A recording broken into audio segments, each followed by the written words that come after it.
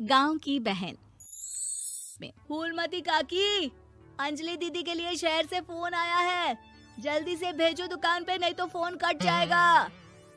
हाँ हाँ बेटा, अभी भेजती हूँ। अंजलि बेटा, तेरे लिए शहर से फोन है, सब काम छोड़ के जल्दी जाके सुन ले, नहीं तो फोन कट जाएगा। हाँ माँ, अभी जाती हूँ, जरूर मीनाक्षी दीदी का फोन आया होगा। हाय अंजलि। नमस्ते दीदी, मेरा मतलब हाय, कैसी हो आप? यहाँ तो सब ठीक है। मामा मामी कैसे हैं? तू कैसी है?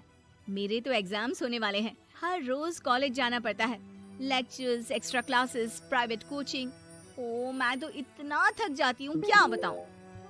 आपकी कॉलेज वाली बहन जी आपको इतना पढ़ाती है, तो घर कब जाती हैं आप दीदी? अरे नहीं नहीं, ये सब सिर्फ मेरी प्रोफेसर नहीं पढ़ाती, मैं अलग से दूसरे टीचर्स के पास भी पढ़ने जाती हूँ। दीदी फिर तो आप बहुत थक जाती होगी ना, आप ना पैदल मत जाया करो, टांगा ले लिया करो दीदी। नहीं मेरी भोली बहन, ना मैं पैदल जाती हूँ, ना ही यहाँ टांगा मिलता है, मैं बस से जाती हूँ और थोड़ी दूरी के लिए रिक्शा ले लेती हूँ। सच्ची? वहाँ पर टांगे नहीं बस चलती है? वाह, वो भी हर रोज? हमारे गांव में भी बस आती है, दिन में 2 बार। यही तो खास बात है शहर की, यहाँ बसें पूरा दिन दौड़ती हैं सड़कों पर, और सिर्फ बसें ही नहीं, कार, स्कूटर और ट्रक भी, और तो और थोड़ी दूरी पर तो हवाई जहाज भी है, जहाँ से हवाई जहाज आसमान में उड़ते हैं। अच्छा दीदी, मैं फोन रखती हूँ, बुआ जी फूफा जी को मेरा नमस्ते कहना। हाँ माँ, हम लोग शहर में क्यों नहीं रहते?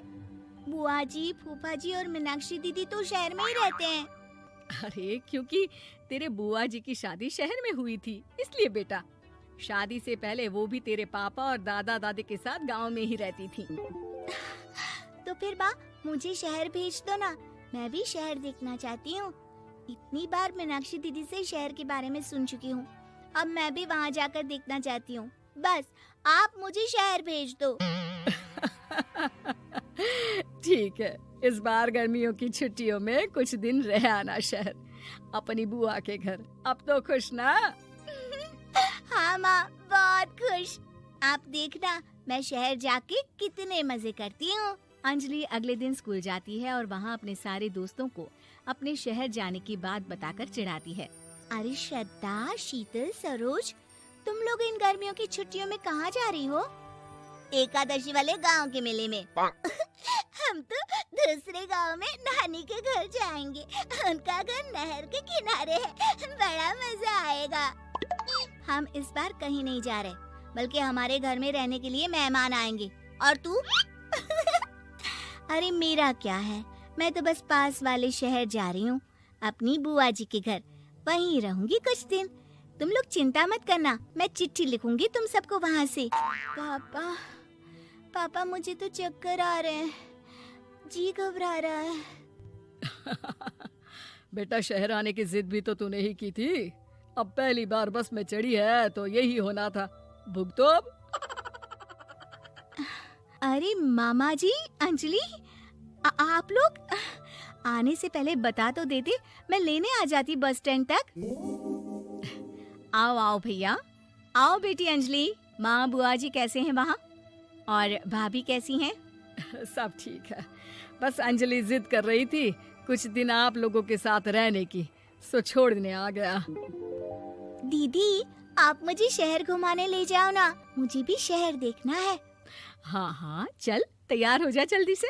अंजलि तैयार होने जाती है और कुछ देर बाद जब बाहर आती है तो अरे ये क्या कर दिया तूने, मार्केट तक ही तो जाना है, इतनी डार्क रेड लिपस्टिक, इतने बड़े बड़े झुमके और चूड़ियां और चेहरे पर इतना सारा पाउडर।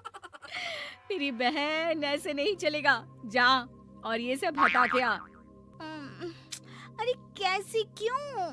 मैंने शहर आने के लिए इतनी मेहनत से ये सब इकट्ठा किया था, और वैसे भी मैंने देखा है मोहल्ले की राधा काकी के टीवी पर एक फिल्म चल रही थी, उसमें हीरोइन ना ऐसे ही तैयार होकर जाती है घूमने। सब पता है मुझे, मैं तो ऐसे ही जाऊंगी दीदी। अंजलि शहर की चकाचौंध को देखकर बहुत हैरान और खुश होती है। ऊंची ऊंची इमारतें, सड़क पर दौड़ती गाड़ियाँ, बड़ी बड़ी दुकानें, उसकी एक्साइटमेंट का ठिकाना नहीं था। दीदी, ये छोटा सा कमरा सड़क के किनारे क्यों रखा है? इसमें कौन रहता होगा? ये कमरा नहीं, पीसीओ है, पीसीओ। यहाँ पर लोग फोन करने आते हैं, सिक्का डालकर। ओह, हमारे गांव में तो दुकान पे ही जाते हैं बात करने। अच्छा चल, तुझे रेस्टोरेंट में खाना खिलाने ले चलती हूँ। Excuse me, 2 plate noodles please and 2 Cola. Meenakshi को ऑर्डर प्लेस करते हुए अंजलि बहुत ध्यान से देखती है और थोड़ी ही देर में ऑर्डर लेकर वेटर आ जाता है और खाना टेबल पर रख देता है। अरे, ये लंबी लंबी सेवइयाँ खाते कैसे हैं दीदी? और इसके साथ कोई अचार, प्याज, मूली कुछ भी नहीं दिया, बस ये छोटा सा पेट खुजाने वाला दे दिया है। गांव में तो छोटे छोटे चावल ही होते हैं जो कि हाथ से ही खा लेती हूँ। अब इसे कैसे खाऊं दीदी? एक्सक्यूज मी, एक चम्मच प्लीज, और लिटिल प्याज और अचार और मूली और एक गिलास मट्ठा, वो बाद में। हाँ, अब ये सब सुनकर आसपास बैठे लोगों को हंसी आ जाती है। मीनाक्षी भी अपनी हंसी किसी तरह रोकने की कोशिश करती है और वेटर मुस्कुराता हुआ वहाँ से चला जाता है। अंजलि समझ नहीं पाती कि सब किस बात पर हंस रहे थे, लेकिन वो छिप जाती है। दीदी, मुझे लगता है कि मुझे इन सेवइयों को ऐसे ही खा लेना चाहिए, इसी पेट खुजाने वाले कांटे के साथ। एक काम कर, तू मुझे खाते देख, जैसे मैं खाऊं तो भी वैसे ही खा ले। ठीक है दीदी। अंजलि खाते खाते नूडल्स में सिरका ज्यादा डाल देती है, फिर ऊपर से नमक दानी से खेलते हुए काफी नमक भी अनजाने में छिड़क लेती है। अरे, ये क्या क्या खा लिया? अरे हाय हाय, कितना कड़वा है। पानी पानी, ये काला शरबत ही पी लेती हूँ। और जल्दबाजी में अंजलि जल्दी जल्दी कोला पी लेती है, जिससे उसके नाक में झंझनाहट होती है। दीदी, मुझे ले चलो यहाँ से। मैं ये सब शहरी खाना नहीं खा सकती। अब शर्म के मारे मीनाक्षी अपनी बहन को वापस घर ले जाती है और कहती है कि देख अंजलि, माना कि शहर और गांव एक दूसरे से बहुत अलग है, लेकिन इसका मतलब ये नहीं कि हमेशा शहर ही बेहतर हो और उस वजह से हमें वो सब करना पड़े जो हम नहीं कर सकते। शहर में सहूलतें तो हैं ही, पर चुनौतियां भी हैं। हम जहाँ भी रहें, हमें कभी अपने आप को कम या ज्यादा नहीं समझना चाहिए। और किसी भी नई जगह में ढलने में समय लगता है, उसके लिए तुम्हें दूसरों की नकल करने की कोई जरूरत नहीं है।